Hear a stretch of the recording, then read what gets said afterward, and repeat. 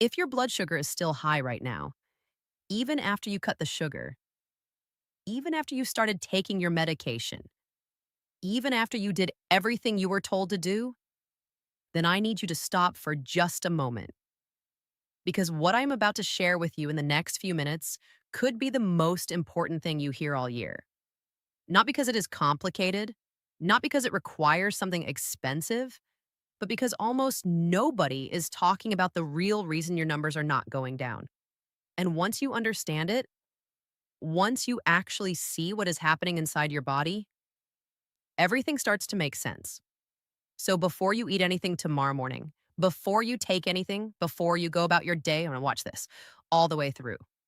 Because the part that changes everything comes near the end. And if you skip it, you will miss exactly why most people try everything and still get nowhere. Let me start with something simple. Think about the last time you finished a meal and felt that slight heaviness settle into your body. That quiet drag that pulls your energy down. That moment where your mind gets a little foggy and your body just wants to sit still. Most people think that is normal. Most people think that is just what happens after eating. But it is not normal. That is your body sending you a signal that something is not working the way it should. And here is what makes this so important. That feeling, that heaviness, that energy drop after you eat. It is directly connected to what is happening with your blood sugar. And the fact that it keeps happening means the root problem has not been addressed yet. Not even close. My name is Miguel Castillo.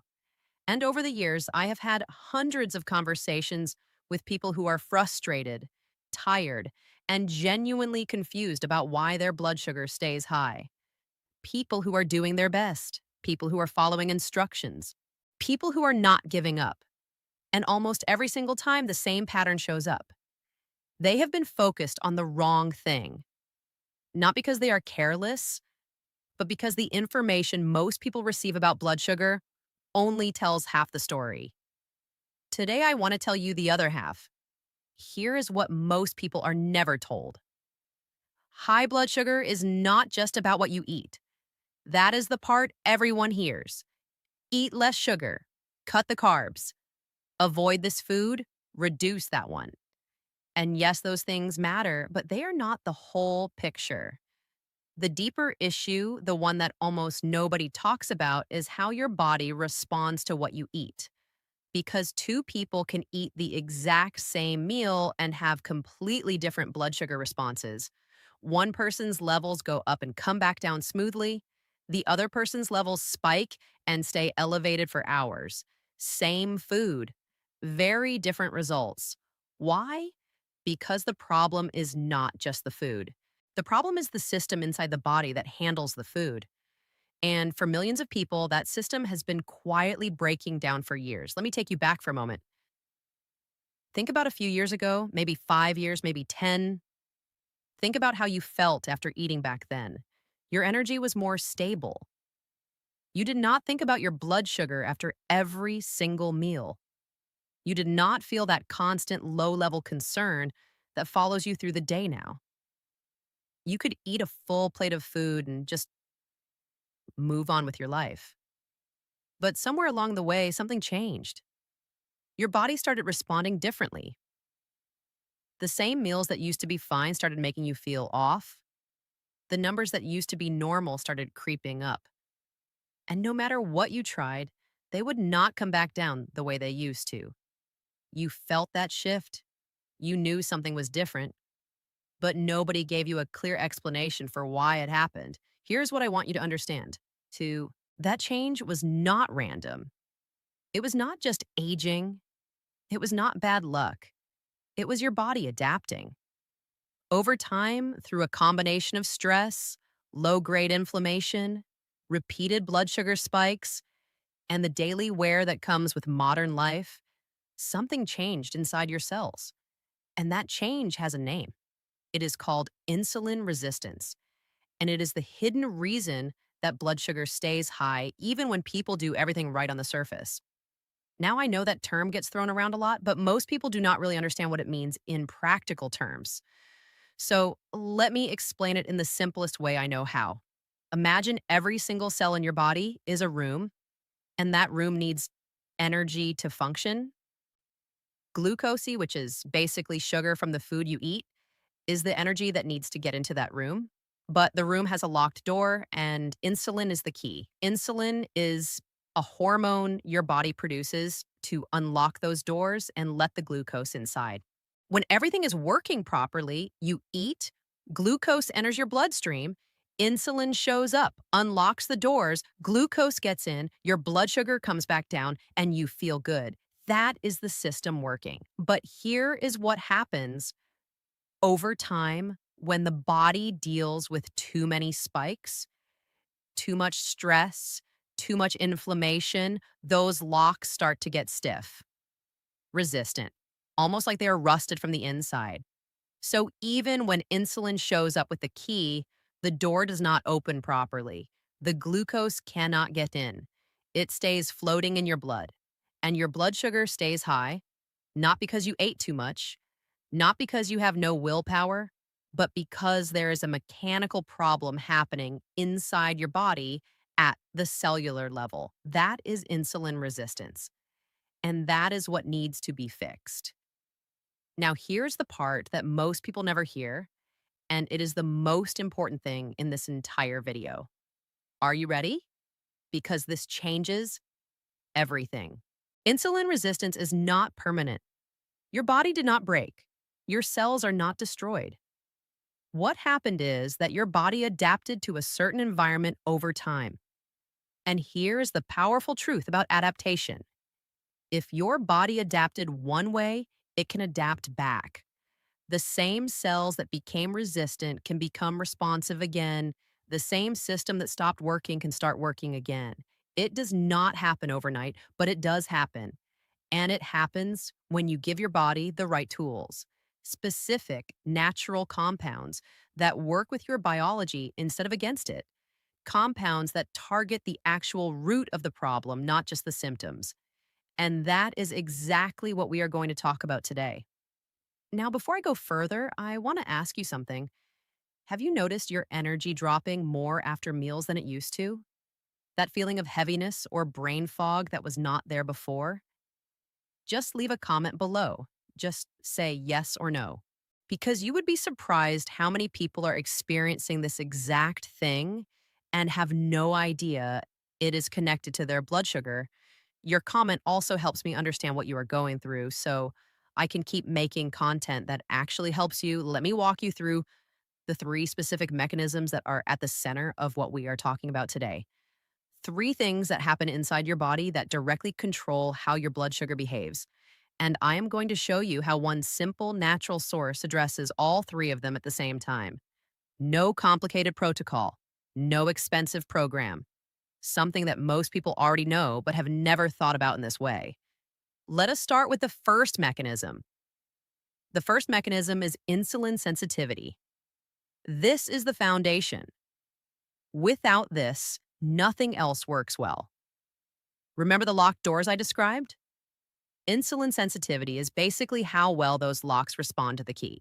When your insulin sensitivity is high, your cells respond quickly and efficiently. Glucose gets in fast. Blood sugar comes down. You feel good. When your insulin sensitivity is low, also called insulin resistance, those locks are stiff. The key goes in, but the door barely opens, and glucose stays in your blood. So, improving insulin sensitivity is the first and most critical step. Now, a lot of people focus on reducing sugar intake to manage this, and reducing sugar helps, but it does not fix the sensitivity problem on its own, because even if less glucose is entering your bloodstream, if your cells are still not responding properly, your levels will still stay elevated. You need something that actually improves how the cells respond. And this is where something truly remarkable comes in. Onions. I know, it sounds too simple, but stay with me because the science behind this is real and it is specific. Onions contain a powerful natural compound called quercetin. Now, I do not want to overwhelm you with chemistry, so here is what quercetin does in plain language. Quercetin helps your cells become more receptive to insulin. It essentially works on those stiff locks and helps them open more easily. Studies have shown that quercetin can reduce the speed at which blood sugar rises after meals by improving how the body handles glucose at the cellular level. It is not a drug. It does not force anything. It supports the natural process that your body is already trying to carry out. Think of it like oiling those rusty locks so the key can actually work. And the effect builds over time. The longer and more consistently you give your body quercetin, the more responsive your cells become. Now, here is where most people make the mistake with this. They eat a small amount of onion here and there, maybe in a salad or on a sandwich, and they notice no change. And they conclude that it does not work, but the issue is not the onion. The issue is how it is consumed and how much of the active compound is actually being absorbed. There is a specific method of preparation that dramatically increases how much quercetin your body actually takes in. And I am going to get to that in detail. But first, let me take you through the second mechanism, because this one is just as important. The second mechanism is controlling how glucose enters your bloodstream in the first place. Even if your cells are becoming more sensitive to insulin, if glucose is flooding into your bloodstream too fast after a meal, your system gets overwhelmed. Imagine trying to pour a full bucket of water through a small funnel all at once. The funnel overflows. That is what happens when glucose rushes into your blood faster than your body can manage it. The result is a spike, a sharp, sudden rise in blood sugar that puts stress on every system in your body. And over time, those repeated spikes are exactly what makes the problem worse. They damage blood vessels, they drive up inflammation, they make insulin resistance even worse. So, managing the rate at which glucose enters your blood is not a small detail. It is a core part of fixing this problem. Onions, again, play a specific role here, and it is through a different compound entirely. Onions are rich in a type of soluble fiber called inulin. Inulin is a remarkable substance. When you consume it, it forms a kind of slow barrier in your digestive system. Instead of glucose rushing into your bloodstream all at once, inulin slows it down. It acts like a gate that controls the flow. Studies have shown that inulin can significantly reduce the peak of blood sugar after meals, not by blocking glucose completely, but by pacing it. Steady flow instead of a flood. And when glucose enters your bloodstream at a slower, more manageable rate, your body has time to respond properly. Insulin is released gradually. Cells take up the glucose in an orderly way, and blood sugar levels stay far more stable than they would otherwise. The practical point here is timing. Inulin works best when it is already present in your digestive system before food arrives. That is why when and how you consume this matters so much. If you consume it after a meal, it has far less impact on that meal's glucose spike. But when it is already there, working in the background as food begins to digest, the effect is completely different. And this is another reason why the preparation method I mentioned earlier is so important. It is not just about extracting the compound.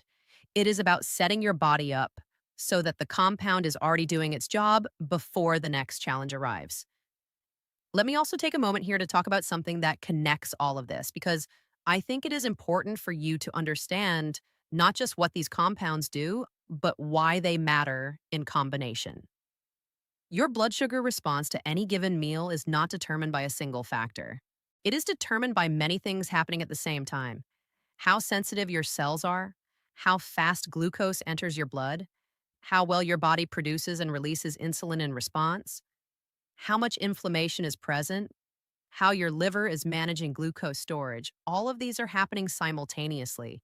And this is why targeting just one thing, just eating less sugar, or just taking one type of supplement, or just doing one type of exercise often produces limited results.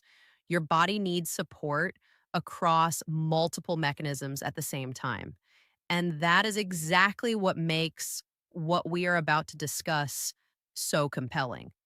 Because the third mechanism ties it all together. The third mechanism is supporting your body's natural ability to produce and release insulin itself. Now, this might sound like it contradicts what I said earlier about insulin resistance. If insulin is not working properly because of resistance, why does it matter how much your body makes? Here's why. Even in the presence of some insulin resistance, the amount and timing of insulin your body releases still matters enormously. If your cells are somewhat resistant, but your body releases a good, healthy amount of insulin at the right time, it can still compensate. It can still manage blood sugar reasonably well. But if your natural insulin response has become sluggish, if your body is slow to release insulin or releases too little, then even cells that are working relatively well will struggle to keep up. The two problems, insulin resistance and reduced natural insulin response, often go hand in hand. And addressing both at the same time is what produces real, lasting change. Onions contain sulfur based compounds, which are the same compounds that give onions their distinct smell and their sharp taste. And these sulfur compounds have a fascinating effect on insulin production. Research has shown that these compounds can gently stimulate the cells in your pancreas that produce insulin, encouraging them to respond more actively and more consistently, not in an aggressive or forced way, but in a natural, supportive rhythm. Think of it like giving a tired engine the right kind of fuel. The engine was still running, but with the right input, it runs smoother, more reliably, and at the right time. Studies have documented that regular consumption of these sulfur compounds can lead to meaningful reductions in blood glucose levels over time. Not in a day, not in a week, but over a period of consistent daily use. And the key word there is consistent, because this is where most people give up too soon. Here's something I want you to really hear. Your body did not develop this problem in a week. It developed over months, maybe years of accumulated stress and adaptation. And it will not fully reverse in a few days. That is not failure. That is just biology. The people who see the most significant lasting improvements are the ones who commit to a simple daily habit and give it enough time to actually work. Not because they are more disciplined, but because they understood what they were doing and why. And that understanding kept them going through the first week when changes are small, and the second week when things start to shift quietly. And by the third and fourth week, when the results begin to speak for themselves. Now, I want to be completely honest with you about something else, because I think honesty is more valuable than hype. What I am describing today is not a cure, it is not a replacement for medical care. If you are on medication for your blood sugar, if you are on insulin, you do not stop anything without talking to your doctor. That is not what this is about. What I am describing is a natural, evidence supported addition to your daily routine that works alongside whatever you are already doing. Something that targets the root mechanisms, not just the surface numbers. And because it can be effective, because it can actually move your blood sugar in a meaningful direction, you should be monitoring your levels as you start incorporating it. Pay attention to the changes. Share those changes with your doctor, because the goal is for your numbers to improve so significantly that your medical team can make informed decisions about your care going forward. Now, let me also address something you might be thinking right now. You might be thinking, I have tried natural things before and they did not work. I understand that. And I want to explain why that experience is more common than it should be. Most people who try natural approaches to blood sugar do so in a scattered, inconsistent way. A little of this one week, something different the next. No real system, no real understanding of the mechanism behind it. And without that understanding, without knowing what you are targeting and why, it is almost impossible to do it in a way that actually produces results. That is not a failure of natural compounds. That is a failure of information. And today, you have the information. You know the three mechanisms. You know what needs to be targeted. Now, let me tell you exactly how to do it. Here is the part that most people miss. And this is the single most important practical detail in this entire video. It is not just about eating onions. Just, if that were enough, everyone who added onions to their meals would have dramatically better blood sugar numbers. But they do not, because the way most people consume onions delivers only a small fraction of the active compounds in a form the body can efficiently absorb. The quercetin, the inulin, the sulfur compounds. They are all present in a raw or lightly cooked onion, but they are locked inside the cellular structure of the onion, and most of that structure passes through your digestive system without releasing enough of those compounds into your bloodstream to create a significant effect. The preparation method that changes this is boiling. When you boil an onion in water, the heat breaks down the cellular walls of the onion and releases the active compounds into the water itself. The water becomes a concentrated liquid that contains quercetin, inulin, and sulfur compounds in a form that your body can absorb quickly and efficiently. This is not complicated chemistry. Think of it like making a tea. When you put a tea bag in hot water, the water draws out the active components from the plant and holds them in suspension. Boiling an onion in water does the same thing. The water becomes the vehicle, and drinking that water gives your body a direct concentrated dose of everything that makes onions so powerful for blood sugar management. Now, the timing matters just as much as the preparation.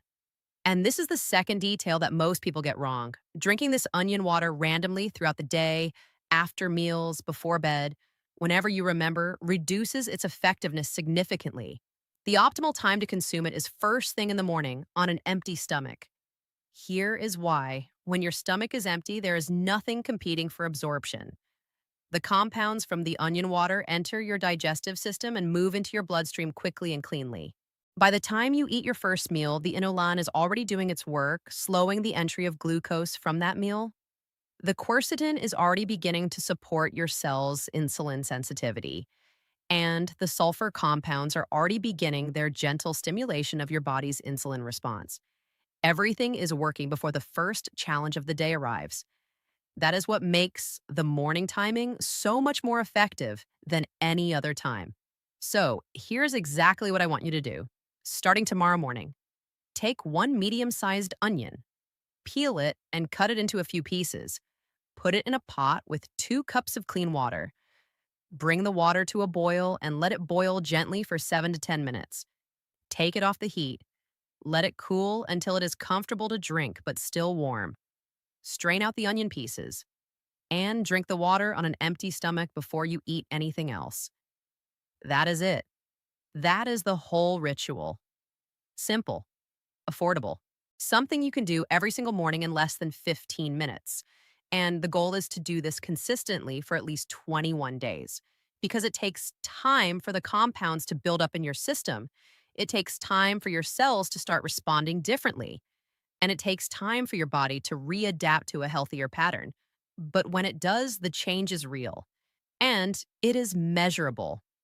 Let me tell you what people typically notice when they do this consistently. In the first few days, the changes are subtle. Some people notice they feel a little lighter in the morning, a little less of that heavy, sluggish feeling that used to follow breakfast. That is the inulin beginning to slow the glucose entry from their first meal of the day. By the end of the first week, many people begin to notice their energy is more stable between meals. Less of that mid-morning or mid-afternoon crash that used to send them reaching for something sugary. That is their insulin sensitivity beginning to improve. Glucose is getting into their cells more efficiently. Their body is not working as hard to manage each meal. By the end of the second and third week, if they have been consistent, many people see their fasting blood sugar numbers begin to shift. Not dramatically overnight, but a few points here, a few more there, moving in a direction that has not moved in months. And by the end of 30 days, the people who stuck with it and monitored their levels closely often have results they want to share with their doctor. And here is what I want you to understand about those results. They are not happening because of magic. They are not happening because of some miracle compound nobody has ever heard of. They are happening because you gave your body 3 specific things it needed to start addressing a real, documented physiological problem. You improved your cell's ability to respond to insulin. You slowed the entry of glucose into your bloodstream. And you supported your body's natural ability to produce and release insulin at the right time. Three mechanisms working together every single morning. That is the system. And that is why it works when done correctly. Now, I want to take a moment and go a little deeper on something that I think is genuinely important for your long term health because the onion water ritual we just talked about is a powerful starting point. But blood sugar management is not a one ingredient story. The three mechanisms we discussed, insulin sensitivity, glucose absorption rate, and natural insulin response, are influenced by a number of other factors in your daily life. And understanding them gives you even more control over your health than any single habit can provide alone. So, let me walk you through some of the most important supporting factors, not to overwhelm you, but because each one adds to the foundation you are already building. The first supporting factor is sleep. I know this might sound unrelated to the blood sugar, but the connection is direct and it is significant. When you do not sleep enough, your body produces more of a stress hormone called cortisol. Cortisol directly increases blood glucose levels. It tells your liver to release stored glucose into the bloodstream, even when you have not eaten. And it reduces insulin sensitivity in your cells. So, a bad night of sleep can meaningfully raise your fasting blood sugar the next morning, even if you did everything else right. Research has consistently shown that people who sleep fewer than 6 hours per night have higher rates of insulin resistance and less stable blood sugar control overall. The target for most adults is 7 to 8 hours of quality sleep. Not perfect every night, but consistently aiming for that range makes a real difference to your metabolic health.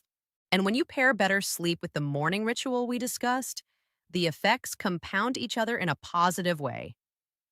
The second supporting factor is movement, not intense exercise, not a gym program, just movement. The kind that most people have been slowly cutting out of their lives without realizing it. When your muscles are active, they actually absorb glucose from your bloodstream directly, independent of insulin. They use their own mechanism. So when you walk, when you climb stairs, when you do any kind of gentle physical activity after a meal, your muscles are quietly pulling glucose out of your blood and using it for fuel. This is why a short walk after eating, even just 10 to 15 minutes, can have a measurable effect on your post meal blood sugar numbers. You do not need to run. You do not need to sweat. You just need to move. And the more consistently you include light movement in your day, especially after meals, the more you are actively supporting your blood sugar management without any extra supplements or protocols. The third supporting factor is hydration. Your kidneys play an active role in filtering excess glucose from your blood and excreting it through urine. But to do that job effectively, they need adequate water. When you are even mildly dehydrated, your blood becomes more concentrated and glucose levels rise proportionally. Your kidneys also become less efficient at clearing excess glucose. Drinking enough water throughout the day, not just in the morning with your onion water, but consistently across all your waking hours, supports your body's natural blood sugar regulation in a way that is easy, free, and often overlooked. A general guideline is to aim for 6 to 8 glasses of plain water per day. And if you are active or in a warm environment, more than that. This is not a dramatic intervention, but it is one of those small, consistent habits that adds up over weeks and months. The fourth supporting factor is stress management. I want to be careful here because I know telling someone who is already dealing with health concerns to just stress less can feel dismissive. That is not what I am saying.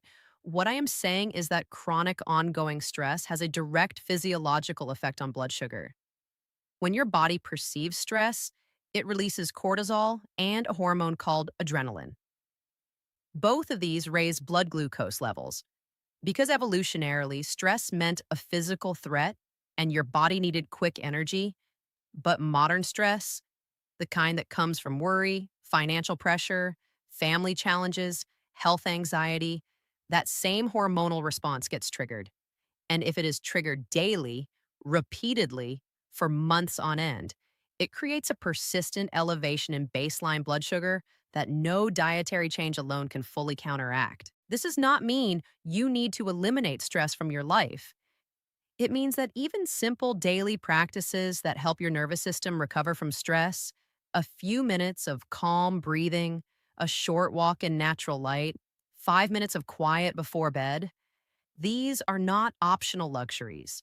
They are functional tools for blood sugar management, and they work. The fifth supporting factor is meal composition.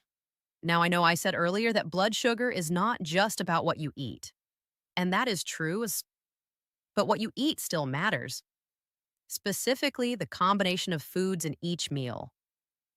When carbohydrates, the foods that break down into glucose, are eaten alongside protein, healthy fat, and fiber, the glucose released from those carbohydrates slows down significantly. The protein, fat, and fiber essentially buffer the carbohydrates. They slow digestion. They pace the glucose entry. So instead of a sharp spike after a meal, you get a gentler, more gradual rise that your body can manage without being overwhelmed. A practical example: if you eat a bowl of plain white rice by itself, your blood sugar will rise quickly and sharply. But if you eat that same bowl of rice alongside grilled chicken, some vegetables, and a drizzle of olive oil, the blood sugar response is considerably more moderate. Same amount of rice, very different outcome. Because the composition of the meal changes how your body processes it. So when you think about your meals going forward, think about balance. Think about including something from each category: protein, healthy fat, fiber, and let them do the work of buffering whatever carbohydrates you choose to include. Now, let me bring all of this together for you, because I want you to leave this video with a clear, practical picture of what your path forward looks like. Not overwhelming, not complicated, but specific enough to actually work. Every morning, before anything else, you boil one medium onion in 2 cups of water for 7 to 10 minutes. Let it cool slightly, strain it, and drink the water on an empty stomach. This is your foundation. This is the daily ritual that directly targets the 3 core mechanisms we talked about: insulin sensitivity, glucose absorption rate, natural insulin support. You do this every single day without skipping. You pair that with 7 to 8 hours of sleep as consistently as you can manage. You add light movement after at least one meal per day, even a 10-minute walk. You drink enough water throughout the day. You practice some form of daily stress recovery, even just a few minutes of quiet breathing. And you think about meal composition, including protein, fat, and fiber with your carbohydrates. None of these are extreme. None of them require you to overhaul your entire life overnight. But done together consistently, over weeks and months, they create an environment inside your body where blood sugar management becomes easier, where your cells start to respond better, where the numbers start to move in the right direction, and where that heavy, foggy, sluggish feeling after meals begins to fade. Because here is the truth: your body wants to function well. It is not your enemy. It is not fighting against you. It is doing exactly what it was designed to do given the environment and inputs it has been receiving. And when you change those inputs, when you give it the right compounds, the right timing, the right lifestyle support, it responds. Sometimes slowly, sometimes subtly at first, but it responds. Because adaptation is not a one-way door. You adapted into this problem, and you can adapt out of it. I want to share something with you before we close, because I think it matters more than any specific tip or compound I have mentioned today. One of the biggest barriers people face when trying to improve their blood sugar is not a lack of information. It is not even a lack of willpower. It is the quiet discouragement that sets in when results are slow, when day 4 feels exactly like day 1, when the numbers move a little and then seem to stall, when life gets busy and the morning ritual gets skipped a few times, and the old feelings come back. I want you to know that this is normal. This is the exact pattern that almost everyone goes through. And the people who come out the other side, the ones who see real, lasting improvement, are not the ones who never struggled. They are the ones who understood the process well enough to keep going through the slow parts. So when day 5 feels like nothing has changed, remember the mechanism. Your cells are being asked to change the way they have behaved for years. That takes time. When day 12 feels like a plateau, remember that adaptation is happening below the surface before it shows up in your numbers. When you miss a morning and feel guilty, just start again the next day without drama. One missed day does not undo the work of the days before. What matters is the overall pattern, the consistent direction, the daily decision to show up and support your body. That is what produces real results over time. And I also want you to know that you are not doing this alone. Every time you leave a comment, every time you share what you are experiencing, you are part of a community of people who are working on the same thing, who understand the frustration of numbers that will not move, who know what it feels like to be tired and foggy and worried, and who are choosing to do something real about it, one morning at a time. If you have noticed changes after trying what we talked about today, tell me in the comments. If you have questions, ask them there. Asks. I read through them and I will keep making content that addresses what you are actually going through. If you want to build on everything we discussed today with a clear step by step system that covers long term blood sugar management and overall metabolic health in a way that is simple and practical, there is a longevity guide available in the description below. It goes deeper into the science, the lifestyle strategies, and the daily habits that compound over time to produce real, lasting change. It is written in the same plain language we use today. No confusing medical terms, no extreme protocols, just clear, honest information you can actually use. And if you found value in what I shared today, if something in this video gave you a clearer picture of what is actually going on in your body and what you can do about it, please consider subscribing because I make more of this kind of content regularly. Practical, science based strategies for people who want real answers without the confusion. Not trends, not quick fixes, just clear information delivered honestly because your health deserves that level of respect.